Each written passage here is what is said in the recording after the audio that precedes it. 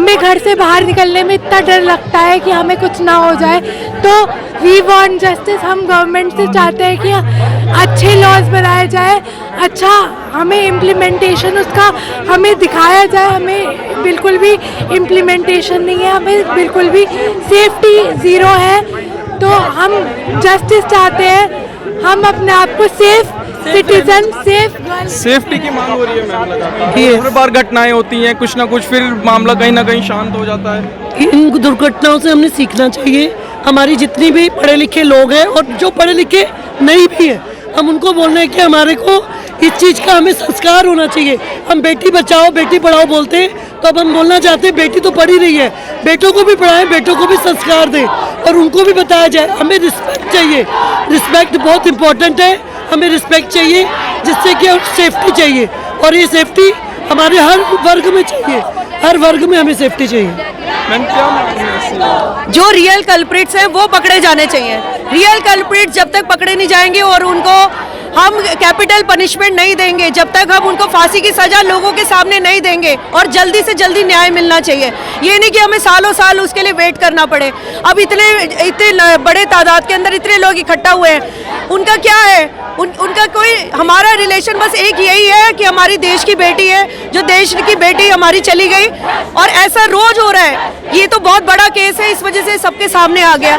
जो ये हर आए दिन हर सेकंड हमारी बेटियां सूली पे चढ़ रही हैं, हर आए दिन उनको सताया जा रहा है, चाहे वो किसी का घर हो, चाहे सारे केसेस जो होते दबा दिए जाते। पॉलिटिकल सिस्टम अगर इन लोगों को सपोर्ट करेगा तो वो दिन दूर नहीं है कि पॉलिटिकल सिस्टम की भी बेटियां उठ जाएंगी उनके घरों से, और वो लोग फिर उनको सड़कों पे आना पड़ेगा।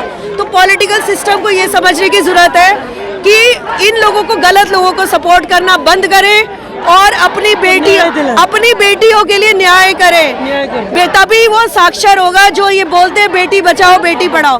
बेटी को पहले सेफ्टी तो दो, घर से वो बिना किसी डर के निकले तो सही, अपने वर्क प्लेस पे काम तो करे, किसी भी टाइम वो निकलने की उसमें हिम्मत होनी चाहिए। पहले ये सेव करो, पहले अपने बेटों को संस्कार दो कि अपनी बेटियों का कैसे उनकी इज्जत करनी है। जब बेटों के अंदर संस्कार ही नहीं भरेंगे तो आप बेटियों को कैसे बचा लोगे? हम हमेशा बैड टच गुड टच की बात करते हैं। हमेशा हम लड़कियों को बोलते हैं कि बैड टच गुड टच की हम वीडियो सिखाते हैं। Why should girls boys also know what is bad touch what is good touch, ये चीज़ उन्हें पता लगनी चाहिए। हम बात करते हैं हर एक चीज़ की, हम इंडिपेंडेंस की बात करते हैं। ये चीज़ इंडिपेंडेंस डे पे हुई। अगर हम लड़कियों को रोड पे चढ़ने के लिए इंडिपेंडेंस नहीं मिलेगी तो कौन सा इंडिपेंडेंस डे, कौन सा रिपब्लिक डे?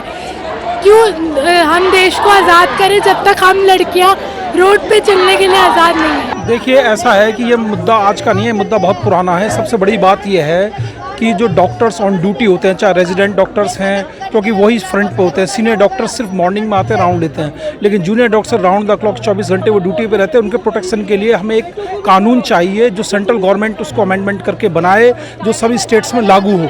कोई भी ऐसा कानून नहीं है, लोग आते हैं तोड़ फोड़ कर देते हैं, ऐसी घटना हो जाती हैं, और ये कभी पुनरावृत्ति ना हो, कभी ना हो, ये हमारी डिमांड है। वो हमारी यही है कि जस्टिस होना चाहिए। इस लड़की के साथ में जो बलात्कार हुआ, ये बलात्कार नहीं है, पूरे डॉक्टर और समाज के खिलाफ बलात्कार है। इसके लिए एक सख्त कानून बनना चाहिए जिससे कि इसकी पुनरावृत्ति कभी ना हो। सर अलग नहीं है, ये 10 साल से एक ही मांग चली आ रही है। हम अपना प्रोटेक्शन चाह रहे हैं, हम अपना काम करते हैं, हम अपनी मेहनत करते हैं दिन रात। हमें कभी भी बुलाया जाता है, चाहे रात को 2 बजे होती है, हम आ जाते हैं। कल के दिन अगर कोई भी एक मजदूर को भी अगर आप 10 बजे जाते हैं और बोलते हैं कि कोई काम के लिए आ जाओ, कोई मजदूर नहीं आता। लेकिन एक डॉक्टर ही है जो 2 बजे भी रात को आ जाता है, 5 बजे सुबह भी आ जाता है, और कभी भी बुला दो आ जाओ। 24 घंटे हमारी प्रेजेंस रहती है, लेकिन हमारी सेफ्टी कहीं नहीं है। हम क्या चाहते हैं? सिर्फ हमारी सेफ्टी और कुछ नहीं। वो नहीं देना चाहते तो हम क्या करें? हम इसी तरीके से धरना देंगे, इसी तरीके से। आप हर बार धरना देते हैं, हर बार ऐसी प्रोटेस्ट होता है, लेकिन फिर शांत हो जाता है मामला। तो इसका मतलब ये है कि गवर्नमेंट को शर्म आनी चाहिए कि हमें जो चीज़ चाहिए या जो चीज़ हमारी मांगे क्या जायज़ नहीं है? क्या आप आज के दिन एक लॉयर को नहीं देते कोई चीज़? कोई आप उसको प्रोटेक्शन नहीं दे रहे। लॉयर जिस तरीके का व्यक्ति है उसी तरीके से हम हैं।